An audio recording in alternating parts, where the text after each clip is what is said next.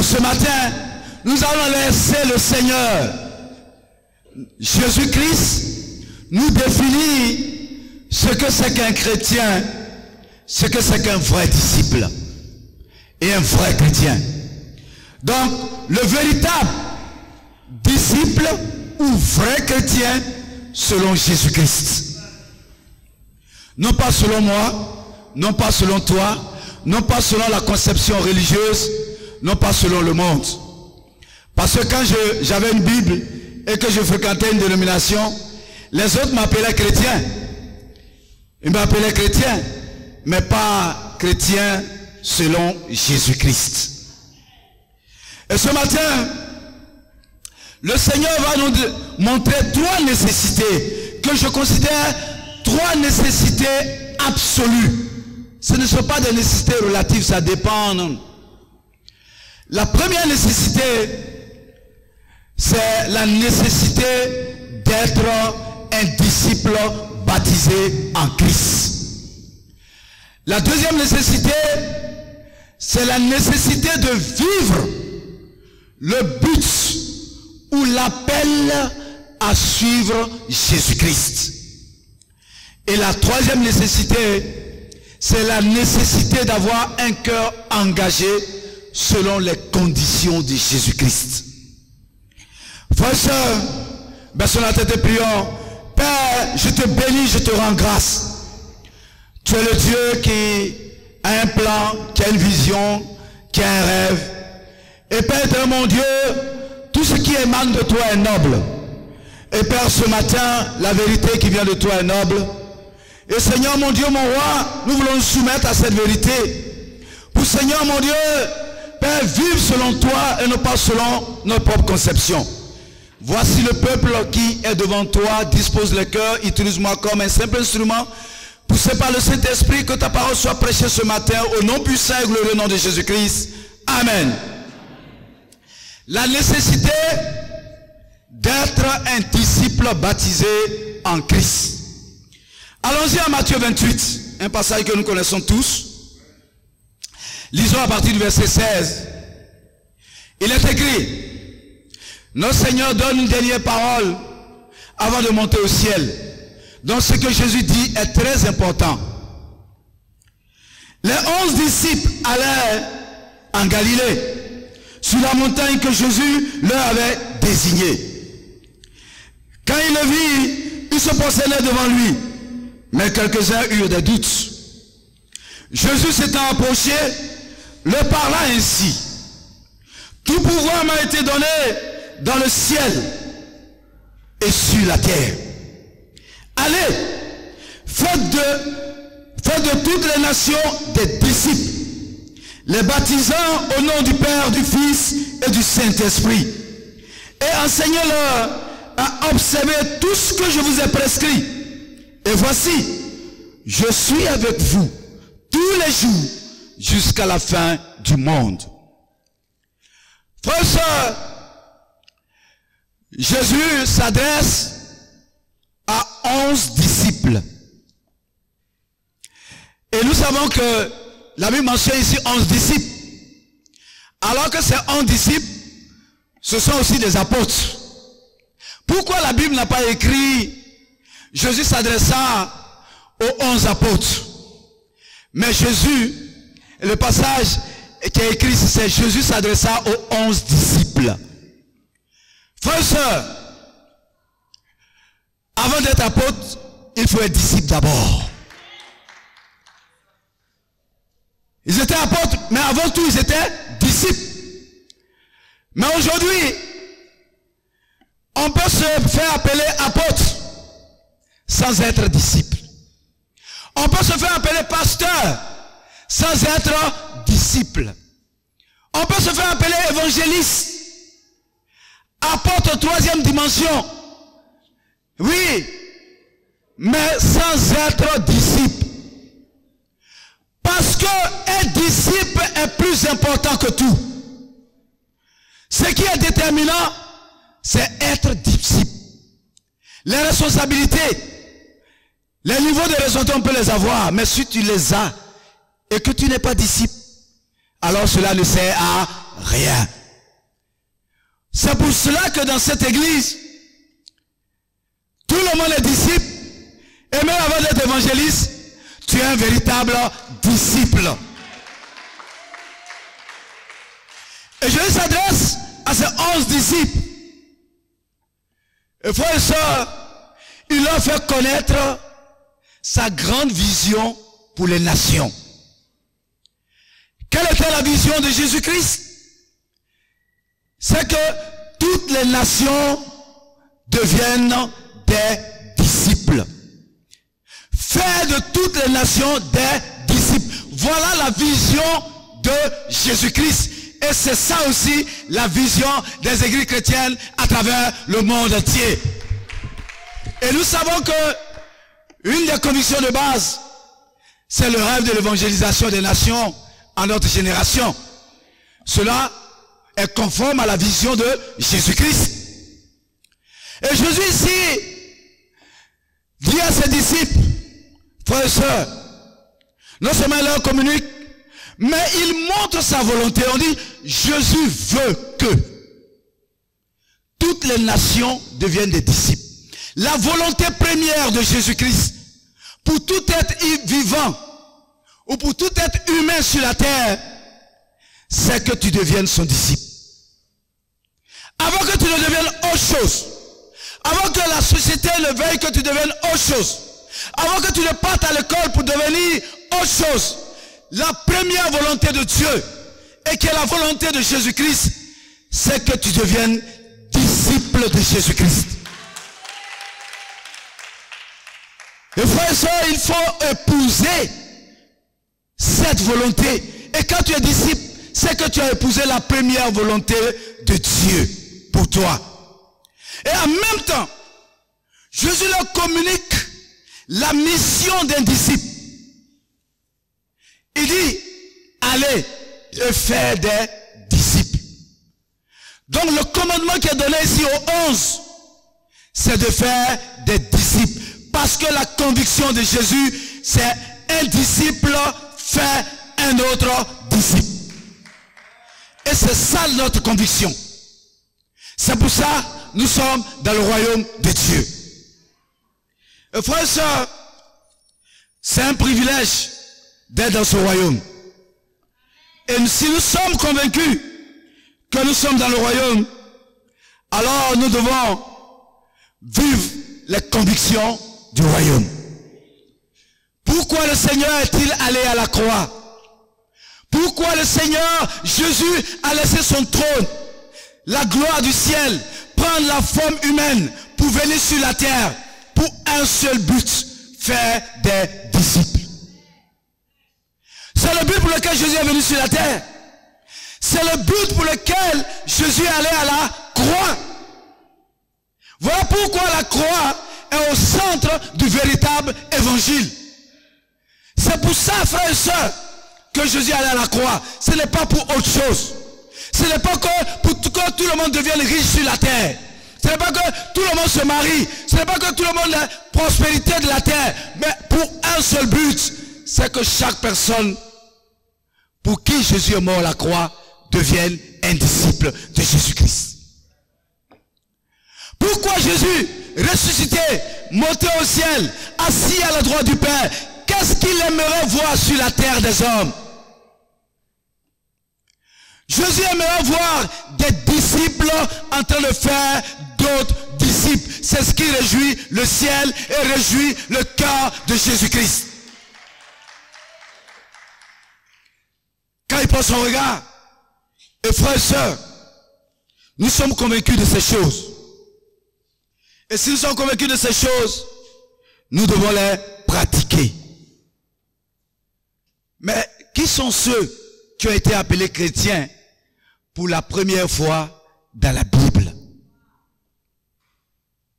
Entre le mot chrétien et le mot disciple, quel est le thème le plus populaire? Le plus populaire selon la Bible et le plus populaire selon le monde religieux. Frères et sœurs, allons-y en Actes. Actes chapitre 11. Actes chapitre 11, nous allons lire à partir du verset 26. J'aime cette église. L'église d'Antioche dans la Bible. À partir du verset 19, il est écrit: ceux qui avaient été dispersés par la persécution survenue à l'occasion d'Étienne allèrent jusqu'en Phénicie, dans l'île de Chypre et à Antioche, annonçant quoi? La parole seulement aux Juifs. Et il y eut cependant parmi eux quelques hommes de Chypre et de Cyrène qui, étant venus à Antioche, s'adressaient aussi aux Grecs et leur annoncèrent la bonne nouvelle du Seigneur Jésus-Christ. La main du Seigneur était avec eux, et un grand nombre de personnes crurent et se convertirent au Seigneur. Le bruit en parvint aux oreilles des membres de l'église de Jérusalem. Ils envoyèrent Barnabas jusqu'à Antioche. Lorsqu'il fut arrivé et qu'il eut vu la grâce de Dieu, il s'en réjouit. Et il les exhorta tous à rester d'un cœur ferme, attaché au Seigneur. Car c'était un homme de bien, plein d'Esprit Saint et de foi. Et une foule assez nombreuse se joignit au Seigneur. Barnabas se rendit ensuite à Tarse pour aller chercher Saul. Et l'ayant trouvé, il l'amena à Antioche. Pendant toute une année entière, ils se réunirent aux assemblées de l'église. Ils enseignèrent beaucoup de personnes. Et la Bible dit ce matin, ce fut à Antioche que pour la première fois, les disciples furent appelés chrétiens. Amen. Frères et sœurs, ici on parle d'une ville. Une ville syrienne. Une ville qui appartenait au grand roi de Syrie, Antiochus. Antiochus, son fils donna le nom d'Antioche à cette ville en souvenir de son père, le grand roi de la Syrie. Et Antioche, frères et sœurs, est une ville importante. C'est une ville capitale. Elle faisait partie elle est la troisième capitale de l'Empire romain, après la ville de Rome et la ville d'Alexandrie. Et cette ville avait plus de 500 000 habitants. On y trouvait des Juifs et on y trouvait aussi des Grecs. Et dans l'histoire de la première église que nous savons, c'est l'église de Jérusalem. Et au 1er siècle, survint à Jérusalem une grande persécution après le martyre d'Étienne. Frères et sœurs, et les disciples de Jérusalem vont fuir Jérusalem, excepté les apôtres, pour se trouver dans les contrées de la Judée et de la Samarie. Certains vont se retrouver à Antioche. Frères et sœurs, et la Bible dit qu'à Antioche, ils annoncent quoi? L'évangile aux Juifs et aux Grecs. Dieu va bénir ça d'une manière extraordinaire. Regardez la croissance de l'église d'Antioche. Beaucoup deviennent disciples. Et c'est une bonne nouvelle. Cette nouvelle alla jusqu'à Jérusalem. Parce que, frères et sœurs, dans le royaume de Dieu, la bonne nouvelle, c'est quand nous portons beaucoup de fruits. Et quand les apôtres à Jérusalem ont entendu l'impact de l'évangile à Antioche, ils vont dire Barnabas sera envoyé à Antioche. Et la Bible dit ce matin que c'est pas n'importe qui. Barnabas était rempli du Saint-Esprit et un homme de foi. Et quand il va arriver, il aura encore de l'impact à Antioche. Il y a une croissance extraordinaire de cette église.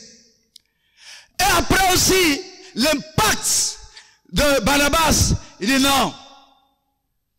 Il y a les disciples, l'église grandit ici. Il va à Tarse pour chercher Saul, que nous appelons plus tard Paul. Et la Bible dit que les deux évangélistes, si on peut le dire, pendant une année entière dans cette ville, ont fait de leur activité principale de tous les jours la prédication de l'évangile. l'enseignement le véritable enseignement qui peut faire des disciples. Et la Bible dit,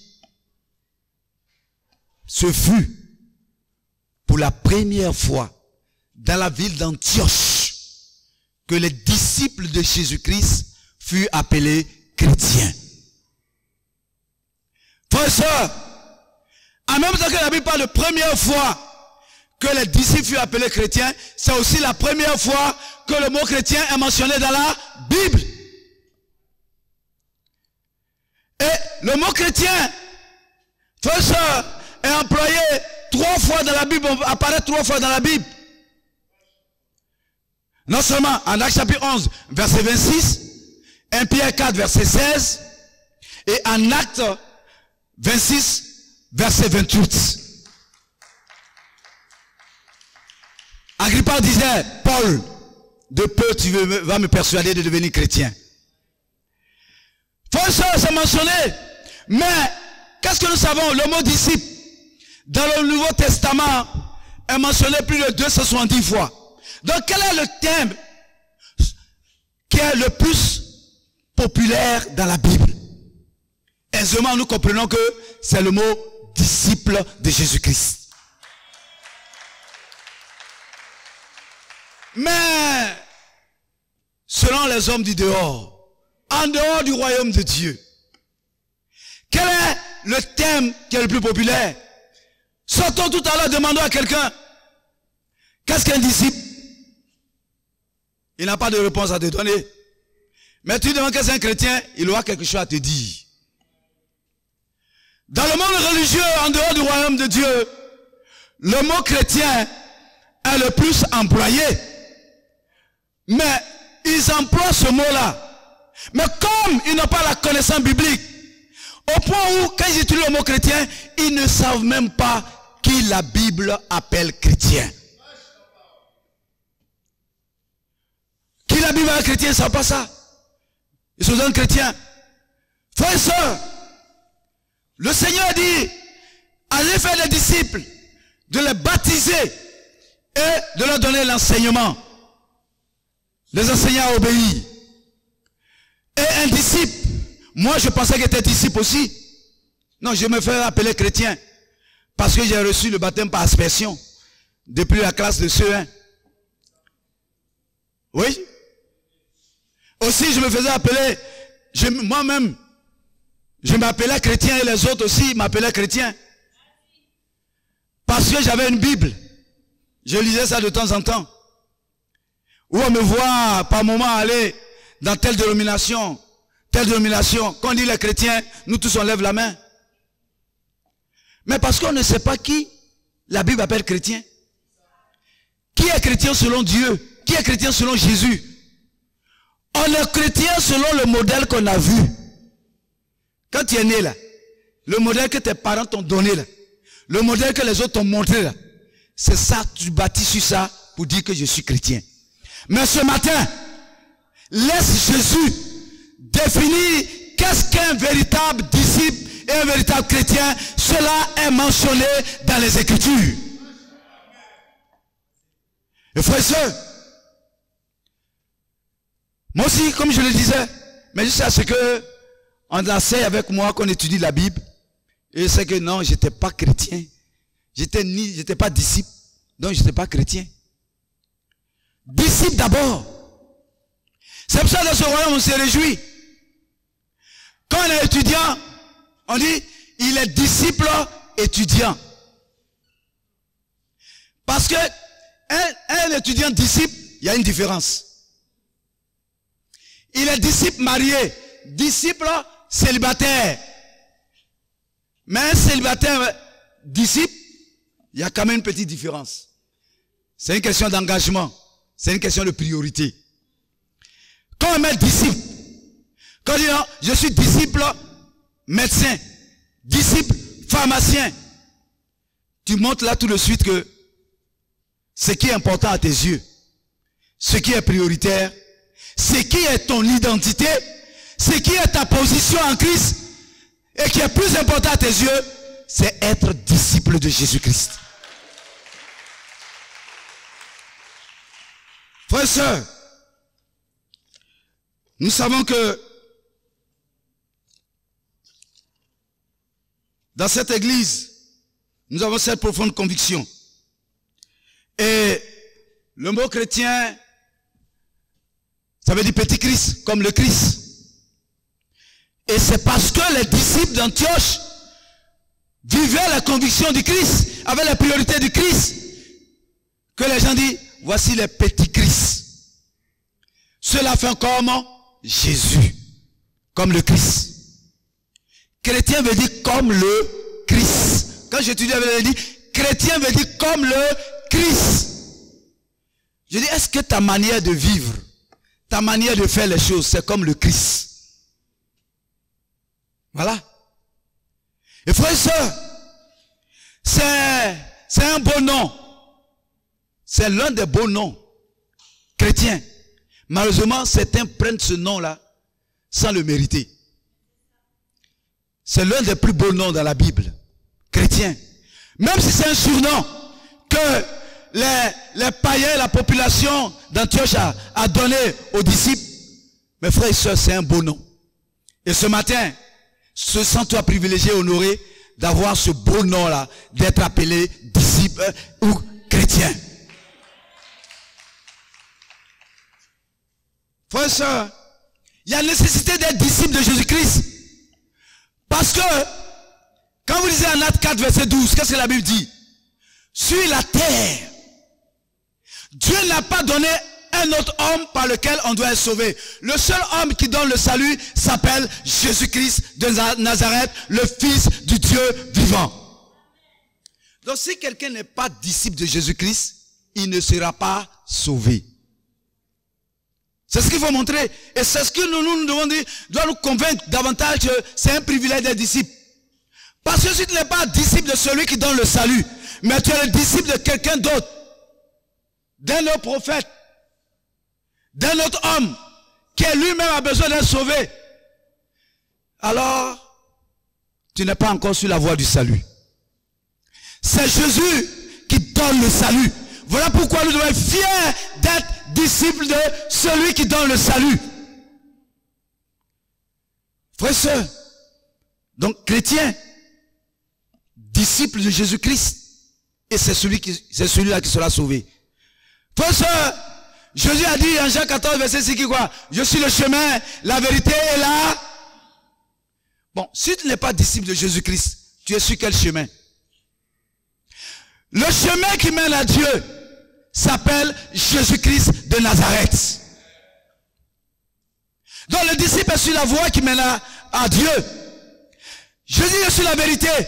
Si tu n'obéis pas à l'enseignement qui vient de Jésus-Christ, tu n'es pas encore en train d'obéir à la vérité qui va t'amener à Dieu. Jésus, la véritable vie qui plaît à Jésus, à Dieu, se trouve en Jésus-Christ. La vie qu'enseigne Jésus, c'est la vie qui plaît à Dieu. Voilà pourquoi il faut être disciple de Jésus-Christ. Beaucoup se font appeler frères et sœurs en Christ. C'est pas ce qu'on entend? Mais quand on lit en Matthieu 12, verset 46, qui sont ceux que Jésus a désirés comme son frère? On dit, il tendit la main vers ses disciples. Tu n'es pas encore disciple de Jésus-Christ, ne te fais pas appeler frère en Christ.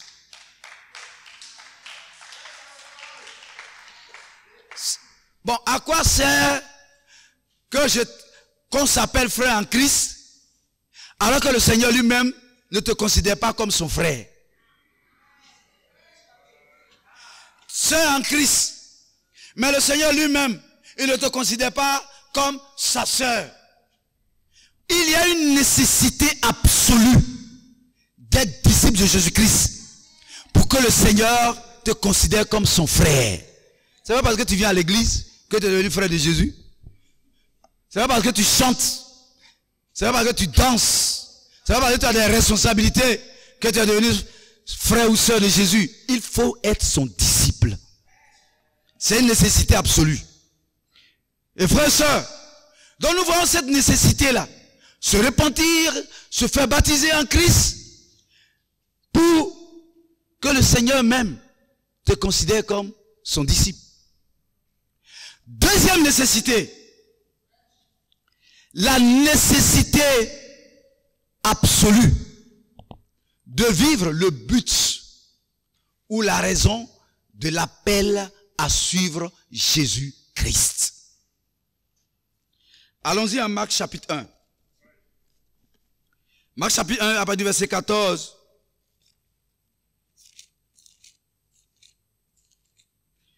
Marc 1, à partir du verset 14, il est écrit: après que Jean eut été livré, Jésus alla dans la Galilée, prêchant l'évangile de Dieu. Il disait: le temps est accompli et le royaume de Dieu est proche. Repentez-vous et croyez à la bonne nouvelle. Comme il passait le long de la mer de Galilée, il vit Simon et André, frères de Simon, qui jetaient un filet dans la mer, car ils étaient pêcheurs. Jésus leur dit: suivez-moi et je vous ferai pêcheurs d'hommes. Aussitôt, ils laissèrent leur filet et le suivirent. Frères et sœurs, vous pouvez lire la suite. Frères et sœurs, ici c'est Jésus. Il y a nécessité, quand Jésus t'appelle à le suivre, c'est pas pour autre chose. Jésus définit le but de notre appel. Jésus définit la raison de notre appel à le suivre. C'est-à-dire, si nous suivons Jésus et que nous ratons ce but, cette raison, en réalité, ce n'est pas Jésus que nous suivons. Tu te suis toi-même. Et quel est le but? Lorsqu'il a choisi, il a fait appel à des hommes à devenir ses disciples, à le suivre. Un seul but, une seule raison. Être des pêcheurs d'hommes. C'est-à-dire, toi et moi, Jésus nous a appelés pour être des pêcheurs d'hommes. Annoncer l'évangile. C'est-à-dire, il nous a appelés à faire d'autres disciples. Et si nous suivons, nous sommes là, et que nous vivons pour autre but, et nous définons autre raison de notre présence dans le royaume de Dieu, alors nous sommes en train de nous éloigner du Christ et de perdre notre identité d'être disciple de Jésus-Christ.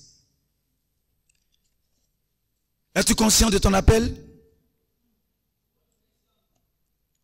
Est-ce que cet appel-là, est-ce que tu t'es détourné de ton appel en te définissant d'autres raisons et d'autres buts de ta présence dans le royaume de Dieu? Si tu le connais, si toi et moi nous connaissons le but de notre appel et nos raisons de vivre, est-ce que cela est une priorité pour nous?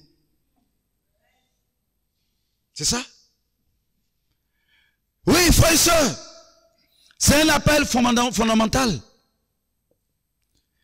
C'est pour ça que Jésus est venu sur la terre. Et si lui, il peut laisser son trône dans le seul but de venir faire des disciples et qu'il nous communique ça, quelle raison avons-nous? Qu'est-ce qui devient encore plus important que le trône de Dieu pour ne pas que nous vivions ce but-là et cet appel? Rien. Rien n'est au-dessus de cet appel et rien ne sera au-dessus du but et de la raison de cet appel. Ce matin, Dieu veut que nous nous réengageons et que nous nous fixons sur ce but et que nous vivons pleinement la raison de notre appel. Hier, j'étais en train de partager avec les adolescents, comme vous lisez en Luc 13. Le propriétaire, le figuier dans son champ, qui ne portait pas de fruits. N'est-ce pas? Pendant 3 ans, il ne porte pas de fruits. Il vient, il dit, il menace. Il dit au vigneron, coupe-moi ça. Non, lui, il fait une négociation. Laissez, l'année prochaine, il va porter du fruit.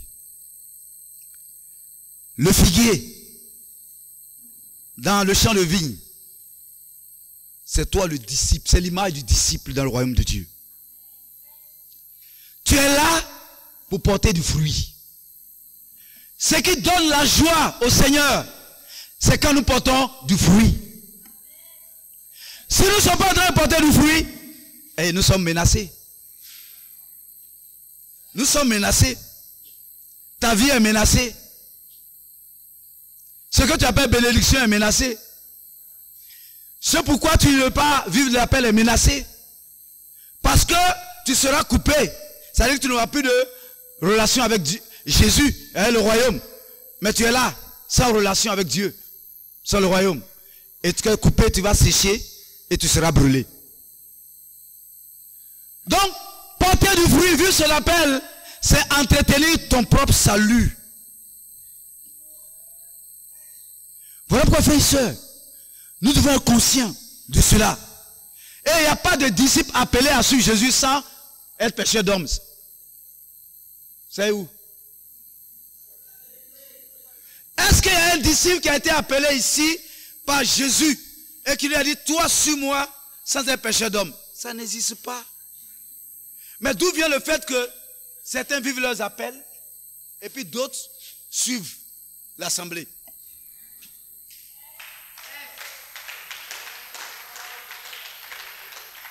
C'est un appel.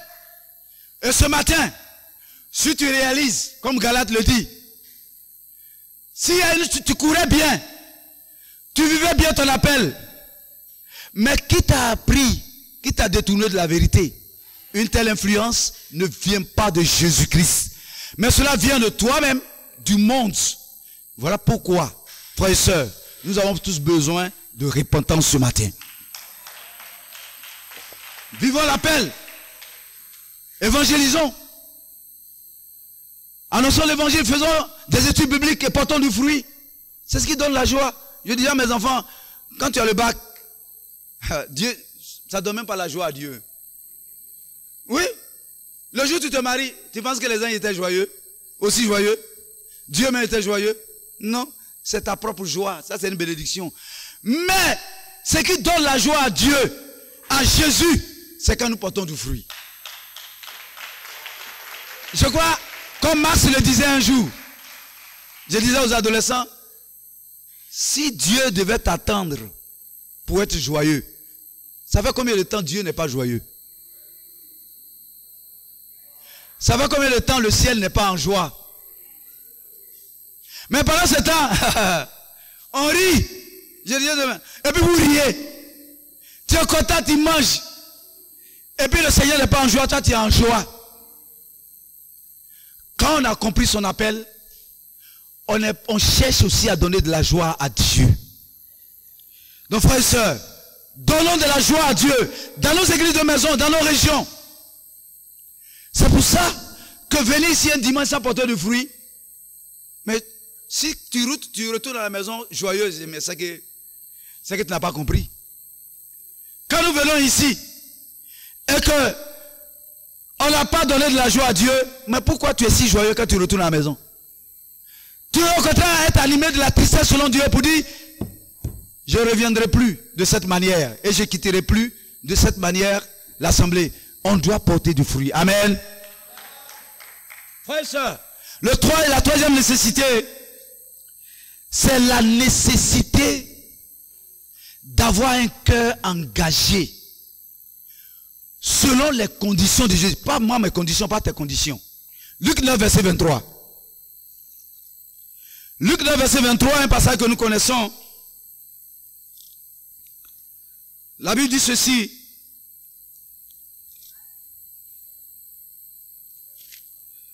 Il dit, puis il dit à tous, si quelqu'un, soulignez quelqu'un, veut venir après moi, qu'il renonce à lui-même, qu'il se charge chaque jour de sa croix et qu'il me suive. Car celui qui voudra sauver sa vie la perdra, mais celui qui la perdra à cause de moi la sauvera. Et que servirait-il à un homme de gagner tout le monde s'il se détruisait ou se perdait lui-même? La phrase commence par si. Si, c'est une condition. Qui pose la condition? C'est Jésus. Ça n'a rien à voir avec les conditions que les hommes peuvent poser pour que les gens remplissent leurs églises. Ici, d'une condition biblique, une condition de vérité, une condition sortant de la bouche du Fils de Dieu, une condition approuvée par Dieu lui-même. Il dit si quelqu'un, pourtant, il s'adressait à une foule. Le si ici, c'est une condition. Et frères et sœurs, la bonne nouvelle, c'est que là où Jésus met ainsi, c'est un engagement que nous devons prendre. Le si introduit un engagement. C'est pour ça, frères et sœurs, nous disons que le royaume de Dieu, c'est l'ensemble des disciples engagés dans une relation de formation, dans une relation d'évangélisation, dans une relation, dans une vie de sanctification. Et qu'il y a une différence entre disciples et religieux. La seule différence, c'est l'engagement.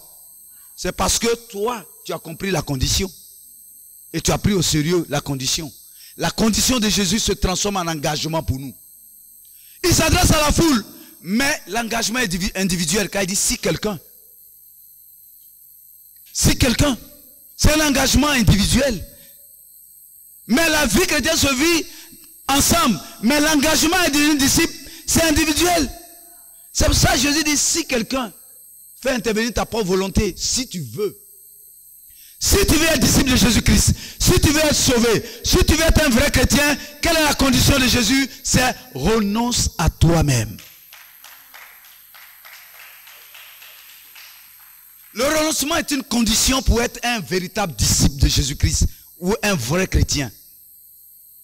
Et c'est tellement fondamental que le Seigneur lui-même, quand vous lisez en Matthieu 26, verset 39, ou quand vous lisez en Marc 14, verset 36, dans le jardin de Gethsémané, qu'est-ce que le Seigneur dit? Il dit à son Père, quand même la croix c'est difficile, il dit, non pas ce que je veux, mais ce que Dieu veut. Voici énoncé le principe de renoncement. Le renoncement dit, non pas ce que je veux, mais ce que Dieu veut. Il n'y a pas une autre définition, même on va prendre le dictionnaire des hommes, il n'y a pas meilleure définition que ce qui est dans la Bible. Non pas ce que je veux, mais ce que Dieu veut. Et frères et sœurs, avant qu'on ne vienne à Dieu, qui est assis sur le trône de notre cœur? C'est nous-mêmes. Ou quelqu'un d'autre.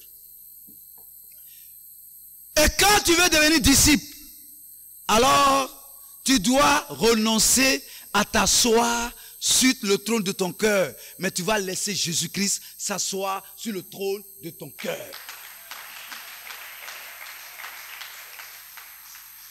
Frères et sœurs, le renoncement dit, non pas ce que je veux. Mais est-ce que tu vis ta volonté ou tu vis la volonté de Jésus? Chaque jour. Tu vis la volonté de Dieu ou tu vis ta propre volonté? Ceux qui ont compris le sens de la croix ne vivent plus pour eux-mêmes, mais ils vivent pour celui qui est mort et ressuscité d'entre les morts, Jésus-Christ de Nazareth. La vie pour soi-même n'a jamais été la vie chrétienne. Ce n'est pas ça la vie chrétienne. Sinon, tous ceux qui sont au dehors, ils vivent pour eux-mêmes. Mais on ne les appelle pas disciples chrétiens. C'est la vie pour le Christ chrétien. Vie pour le Christ. Si tu ne vis pas pour le Christ, tu ne vis pas ton appel. Ce n'est pas une vie chrétienne. C'est une vie religieuse. Ça peut être une vie de bonne moralité. Donc frères et sœurs, et pour vivre cet appel, pour ne plus vivre pour toi-même, il faut renoncer à toi-même. Et frères et sœurs, c'est fondamental. La vie chrétienne repose sur ce principe. Et le test de renoncement, frères et sœurs, ce n'est pas pour un seul jour. C'est pour tout le temps de ta marche avec Dieu. Ça ne s'arrête pas pour dire, mais j'ai renoncé à moi-même. Non. C'est un aspect de ton renoncement. Mais le renoncement, on le vit tout le temps où on veut rester disciple de Jésus-Christ. Le jour où tu arrêtes le renoncement, c'est que tu as arrêté aussi d'être disciple.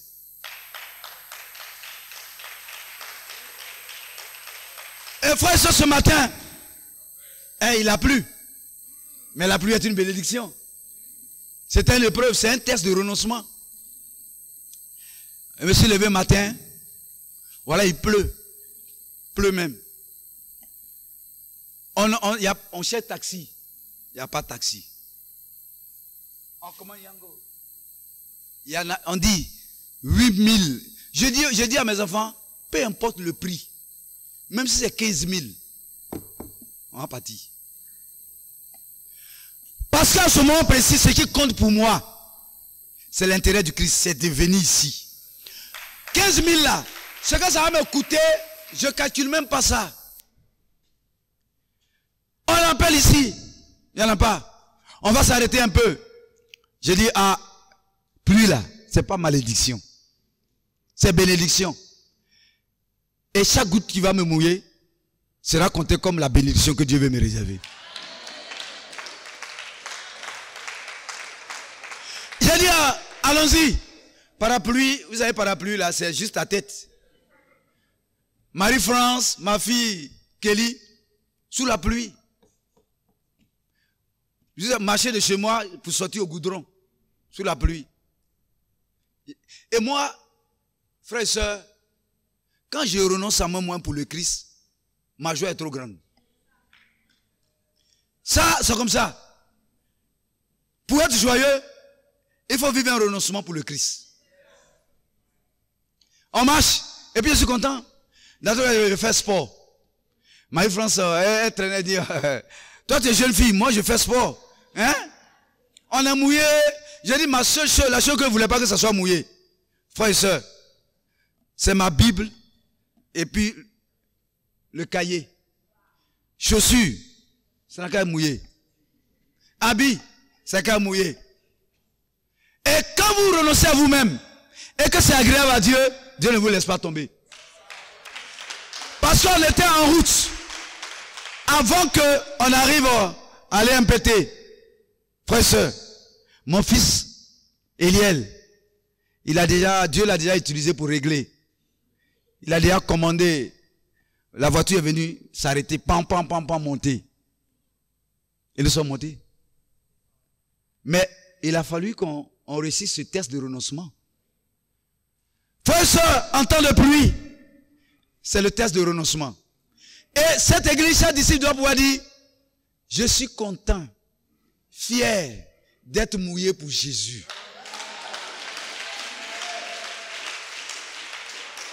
D'être mouillé pour Jésus. Parce que les femmes qui vont à Djamé là, 4 heures du matin là, pour aller acheter, je ne sais pas, poisson, quoi, à cause de l'argent, elles ne sont pas découragées. Plein de joie même sous la pluie. Et puis elle vient faire garba, tu t'assois, tu manges. Tu manges le prix de son renoncement. Mais qui va manger, qui va bénéficier de ton renoncement? Frères et sœurs, c'est à cela que Christ nous a appelés. Vive le renoncement. Et on ne doit pas s'arrêter. Et quand avec Christ, on n'est jamais perdant. On n'est jamais perdant. Tu renonces à 1 et te donne 100. Et ce à quoi tu renonces là n'aura jamais plus de valeur que ce que Dieu va te donner. C'est comme si tu renonces à 100 francs pour avoir 1 million. Pratiquons le renoncement. C'est ça qui fait la différence entre le religieux et puis le véritable disciple. Frère et sœur, il dit de porter la croix. La croix, c'est ça. À cause de qui tu souffres. C'est en tant que qui, en tant que quoi tu souffres. Quelle est la récompense de ta souffrance? C'est pas ce que 1 Pierre 4 dit. C'est pas ce que 1 Pierre 3, 17 dit. C'est pas ce que 1 Pierre 4, 16 dit. Souffrir pour le bien. Souffrir à cause du nom de Jésus-Christ. Souffrir en tant que chrétien. Il y a des gens qui souffrent inutilement. À cause de leur souffrance, là, ça ne va pas l'amener quelque part. Parce qu'ils n'ont pas l'identité de disciple.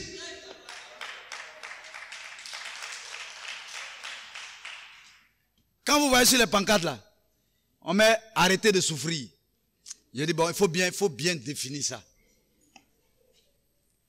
Parce que arrêtez de souffrir inutilement pour des causes perdues d'avance, des causes qui n'ont pas de portée salutaire.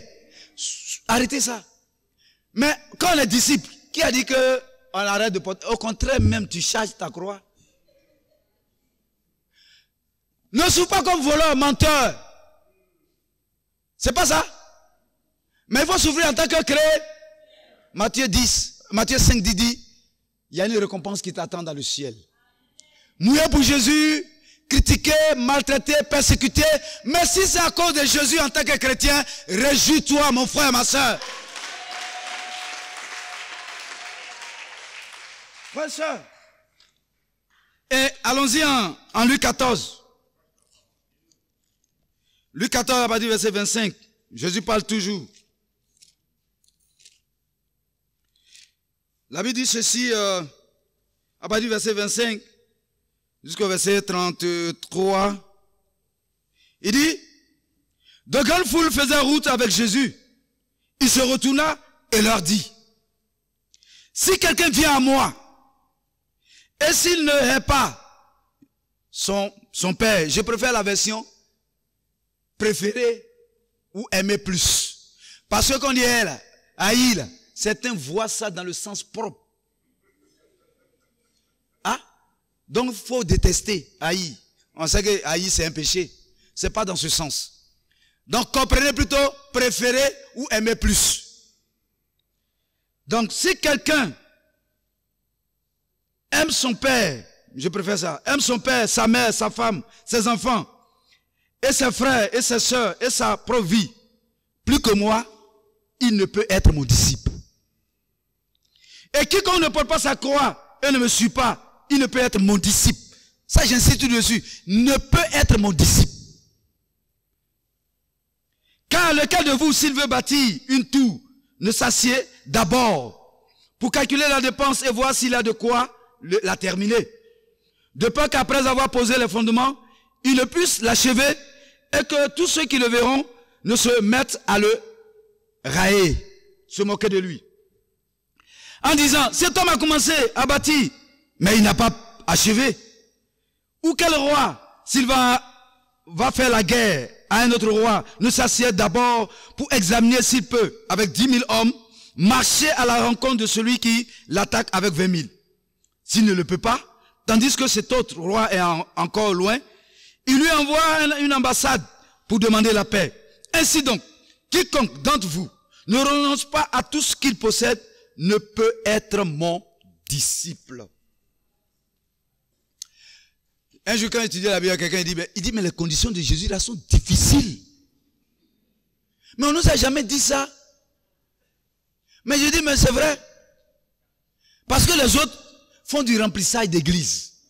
Comme quelqu'un disait, lui, il va évangéliser, je sais pas, lui, il va pour remplir son église. Il dit, ouais, tu as raison. C'est le mot remplir. Parce que si on veut remplir ici, là, on va remplir. Mais on évangélise pour faire des disciples selon les conditions de Jésus. Il dit ici, si, comment on peut être, la condition de Jésus, c'est que si tu aimes ton papa, ta maman, tes frères, ta femme, tes enfants, et puis toi-même, plus que lui, tu n'es pas son disciple.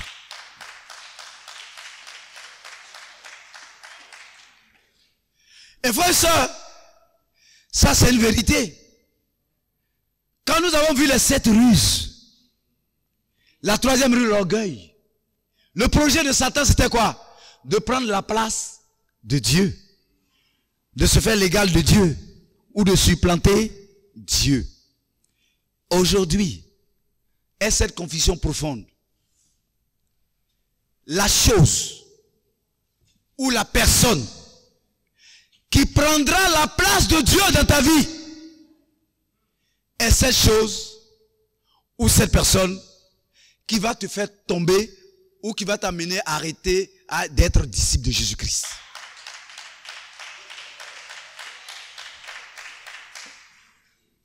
Je dis, aime ta femme, mais tu dois m'aimer plus que ta femme. Ça, ma femme, elle est convaincue de ça. Aime tes enfants. Tu dois aimer Jésus plus que tes enfants. Et mes enfants même me menacent. Il dit, leurs intérêts. Il dit, il y a un intérêt qui est au-dessus. Ça, ils peuvent réaliser ça. Jusqu'à on doit me former pour que je diminue un peu. Parce qu'il dit que parfois je piétine leurs intérêts. Mais je serai équilibré. Priez pour moi. Et donc, frères et sœurs, les parents. Parce que vous voyez, les personnes citées ici sont les personnes avec lesquelles nous avons des relations d'amour. C'est les personnes qui nous influencent. C'est pas ça? Et puis, je dis toujours aux gens, mais ils ne citent même pas encore le travail. Ils ne citent pas l'argent. Mais ces personnes-là nous influencent. Mais ce matin, de ces personnes et de Jésus, quelle est la personne qui t'influence le plus? Quelle est la personne qui influence ta vie? Les parents? Ta femme? Tes enfants? Frères et sœurs, nous devons les aimer, ce sont nos parents. Mais ils ne doivent pas être la personne la plus importante de ta vie. La personne la plus importante de ta vie s'appelle Jésus-Christ de Nazareth. Ma femme ne me dira pas que j'ai péché si je dis, ah, j'aime Jésus plus que toi. Hein. Tu as ta place dans mon cœur, mais tu n'occupes pas la première place. Les enfants, ils ont de la place dans mon cœur, mais ils n'occupent pas la première place. Parce que si je fais ça, je chute. Donc frères et sœurs, faisons très attention. Dans l'ordre de priorité. Et pourquoi Jésus nous demande ça? Parce que je dis aux gens, mais pourquoi il nous demande ça? C'est difficile. Vous savez, l'amour et l'obéissance sont liés. Les deux sont liés. Celui que tu aimes plus, c'est à celui-là que tu vas facilement obéir. Donc si l'amour du père, de la mère, de ta femme est l'amour dominant, tu vas obéir à l'amour dominant pour mépriser celui qui n'est pas plus aimé. Mais nous savons tous, frères et sœurs, chaque disciple sait que celui qui l'aime le plus au monde, celui qui s'est sacrifié pour lui, c'est Jésus-Christ. On chante ça. Personne ne peut t'aimer comme Christ nous a aimés. Mais pourquoi nous démontrons le contraire? Lui, il te démontre qu'il t'aime. Toi, mais tu es convaincu de ça. Mais en retour, l'amour n'est pas proportionnel. Aime-moi plus, mais je t'aimerai moins. C'est ça? Ça ne marche pas? Ce n'est pas la relation proportionnelle que le Seigneur attend de nous. Nous devons aimer Dieu à la dimension, à la hauteur de l'amour qu'il attend de nous. Frère et sœur, il dit, frère et sœur, il faut calculer la dépense. C'est pour ça qu'on s'assoit pour calculer la dépense. Mais la dépense là, ce n'est pas un seul jour. Hein. Comme renoncement, ce n'est pas un seul jour. Ta méditation est un calcul de dépenses chaque jour. Quand tu médites là, ce n'est pas pour te remettre en cause. Ce n'est pas pour aller de l'avant. La méditation, écouter le message, c'est des calculs de dépenses. Même aujourd'hui, là, maintenant, tu es en train de calculer si tu vas continuer ou tu ne vas pas continuer. On calcule tout le temps. On ne s'arrête pas. Parce que le calcul doit être permanent. Parce qu'on ne devient pas disciple en un seul jour. On reste disciple toute sa vie.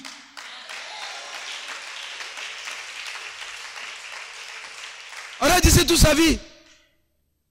C'est pourquoi, frère et soeur, c'est un échec de retourner dans le monde. C'est un échec. Parce que tu as bien calculé, je peux.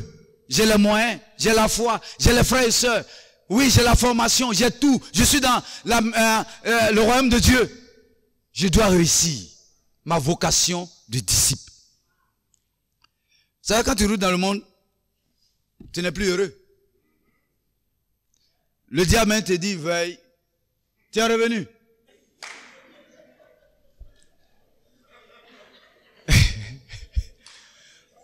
Tu étais dans les ténèbres avec moi, tu dis que tu es dans la lumière. Tu es parti de là-bas duré, tu n'aimes pas la lumière, c'est l'obscurité, tu aimes. Hein? Tu es revenu dans le noir encore. Parce que tu t'es moqué de moi à un moment donné, on va régler ton compte. C'est pour ça que la Bible dit que la condition dernière de ce dernier sera encore pire que la première. Tu as renoncé à l'alcool. En devenant disciple, tu retournes là-bas, ce n'est plus un casier, tu vas prendre, c'est D. C'est plus une copine, tu vas voir, c'est plusieurs. C'est un peu comme si Satan veut te faire rattraper ce que tu as le temps perdu. Frères et sœurs, nous avons fait un bon calcul. Et nous devons rester fidèles à notre engagement. Dis-moi, en tout cas, je vais rester disciple jusqu'à ma mort. Je ne sais pas pour toi si c'est pour 1 an, 2 ans, 3 ans. Et il y a encore de nombreuses années devant moi. Voilà, je remercie Dieu pour ce que j'ai déjà vécu. Et je veux dépendre de lui pour pouvoir réussir ce qui me reste comme année. Et frères et sœurs, nous devons aider, il faut renoncer à tout. Tout. Le renoncement, c'est un engagement. Le renoncement, c'est faire de Jésus le Seigneur. Vivre la seigneurie de Jésus sur ta vie. Et on s'est arrêté ici. Quelle est ta confession de foi? Jésus-Christ est mon Seigneur. Parce que le jour que tu vas dire que Jésus-Christ est le Seigneur, on va reposer la question. Nous tous, nous savons qu'il est Seigneur. Mais toi, tu dois faire de lui ton Seigneur. Tu es en train de dire, autrement dit, voilà le nouveau maître de ma vie. Voilà celui qui désormais sera la priorité dans ma vie. Voilà celui qui va s'asseoir sur le trône de mon cœur. Et pour lui, je suis prêt à faire tout. À perdre tout pour lui. Et aller là où il voudrait que j'aille. C'est ça? Seigneur, on a calculé la dépense. Frères et sœurs, on a pris la bonne décision. Et nous allons réussir ensemble. Amen. Allons-y en Luc. Quand nous lisons aussi Luc, une des conditions de Jésus. En Luc 11, verset 1 à 4, les disciples disent à Jésus, enseigne-nous à... Frère et sœur, la bonne nouvelle, c'est que tu restes élève toute ta vie. En étant disciple, on reste élève toute sa vie. On apprend. On apprend à toutes les étapes. Le temps qui avance ne te dit pas que tu sais tout. Et que tu n'as plus besoin des autres. Mais le temps même doit te convaincre de jour en jour que tu as besoin des autres. Tu as besoin d'apprendre des autres. Et le disciple doit avoir ce cœur d'humilité. Apprendre. Et la meilleure façon de manifester notre humilité, c'est imiter. Il faut imiter. On apprend par imitation. Mais parfois, on n'apprend pas des autres. On doit apprendre. Et j'aime cette conviction de l'évangéliste Suntura. Il dit, et ça j'ai appris ça de lui, il dit, le royaume de Dieu là, on n'invente pas. Il n'y a rien de nouveau. On te demande de reproduire ce que tu as vu les autres faire. Et ça, il est fort dedans. Je dirais même que c'est là un aspect de son humilité. Il imite. Va, on imite seulement. Quand tu veux créer là, c'est ça qui te crée des problèmes.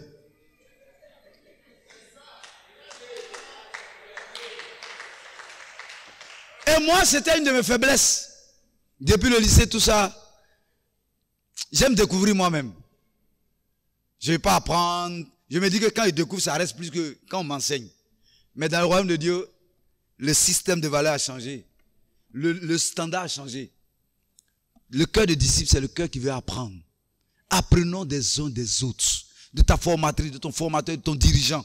Ça te permet de grandir vite. Quand toi-même tu veux créer la taritade. Amen. Donc, et frères et sœurs, aussi une caractéristique de condition de cœur, le cœur engagé, c'est Jean 13, verset 34 à 35. Aimez-vous les uns les autres comme je vous ai. Si vous avez l'amour les uns pour les autres, alors tous sauront que vous êtes mes. La marque du disciple, c'est quoi? C'est l'amour. Mais pas l'amour selon le standard du monde. Parce que le monde a sa manière d'aimer. Mais le standard de l'amour dans le royaume, c'est le standard de Jésus. Ne dis pas que j'aime comme ma maman. J'aime comme mon papa. J'aime comme ma grand-mère. J'aime comme les... Non. Tu dois dire, est-ce que j'aime comme Jésus? Parce que c'est ça qui est le standard de notre... C'est notre modèle qui est là. C'est notre exemple qui est là. On n'aime pas sa manière, mais on aime à la manière de Jésus-Christ. Et entre nous, famille du Christ, il doit y avoir cette relation d'amour. Cette relation d'amour. Ici, Jésus prescrit l'amour entre les chrétiens. Il ne parle pas ici d'aller aimer, certes on doit les aimer, même aimer nos ennemis. Mais ce dont il parle ici, la marque, c'est l'amour pour le disciple. Un disciple aime un autre disciple. Manifeste de l'amour. D'abord. Avant d'aller manifester en dehors du royaume. Frère et soeur, c'est ça. Mais la question, toi et moi, si le Seigneur veut nous tester, est-ce que tu aimes un disciple plus que ta maman? Est-ce que tu es un disciple plus que ton papa qui n'est pas encore disciple? Est-ce que tu aimes les disciples plus que tes parents physiques? C'est là aussi le niveau de notre amour pour que Dieu, le Seigneur veut voir. Notre amour d'abord c'est envers, frères et sœurs, les disciples, avant que ça ne soit ailleurs. Mais parfois, on manifeste plus d'amour dehors et on est pauvre en amour dedans. Tu dis jamais, mais où est-ce que tu manifestes l'amour là? Tu aimes au dehors, mais tu n'aimes pas dedans. Ne sois pas comme certains parents. On dit, tu es gentil avec les gens du dehors, mais tu es méchant à la maison. C'est les gens du dehors là qui mangent ton argent d'après en djemé. Tu dépenses ton argent pour les gens, mais à la maison tu es avare. Comment on peut être avare en amour dans le royaume de Dieu et puis on dit on a de l'amour en abondance dehors? C'est le contraire. L'amour dedans doit être en abondance. Et quand on est rassasié tous ici, les autres peuvent commander notre amour. Amen. Frères et sœurs, les célibataires. Ici, on a des disciples célibataires. Plein d'amour, les uns pour les... Pourquoi tu ne vas pas en dette? Tu dis tu as de l'amour, mais tu ne vas pas en dette. Quand on fait les statistiques, certains disciples, on dit, tu allais combien de fois en dette? 1 sur 4, 0 sur 4, 2 sur 8. Pourquoi? Ne pas aller à côté d'aujourd'hui, si tu ne réalises pas, ne pas aller en dette, c'est un péché. C'est l'égoïsme. Va aimer la sœur. On ne t'a pas dit va l'épouser. On dit va l'encourager. C'est tout. Aimons-nous les uns les autres, encourageons-nous. Les célibataires, aimez-vous les uns les autres en traduisant cela par des dettes. Et pour finir, Matthieu 28, on revient à ça. Frères et sœurs, Jésus nous rappelle ce matin que ce qui est au cœur du ministère du Saint-Esprit, c'est Matthieu 28, 18 à 20. La vision de Jésus, Matthieu 28, 18 à 20. Ce qui réjouit le ciel, Matthieu 28, 18 à 20. Le but de l'église, Matthieu 28, 18 à 20. Le but de ton appel, Matthieu 28, 18 à 20. Si ce passage n'est pas vivant dans ta vie, n'est pas une réalité, alors tu es en train de te détourner du Christ. Mais ce matin, nous comprenons tous, frères et sœurs, que c'est un commandement. La grande mission. La mission à Abidjan ici se définit par Matthieu 28, 18 à 20. La mission dans ta région, Matthieu 28, 18 à 20. Dans ta DB. Et cela doit porter du fruit ici à Abidjan. Jésus nous rappelle ici que le disciple, c'est celui qui fait les disciples. Et le disciple a besoin d'être formé continuellement durant sa marche avec Dieu pour être comme Jésus. Et ce matin, nous sommes tous appelés à être comme Jésus. Et à être un royaume digne de lui. Car le royaume de Dieu, c'est l'ensemble des disciples engagés dans une relation de formation, engagés dans une vie d'évangélisation, d'une vie de sanctification, pour que d'autres nations soient gagnées. Que Dieu vous bénisse.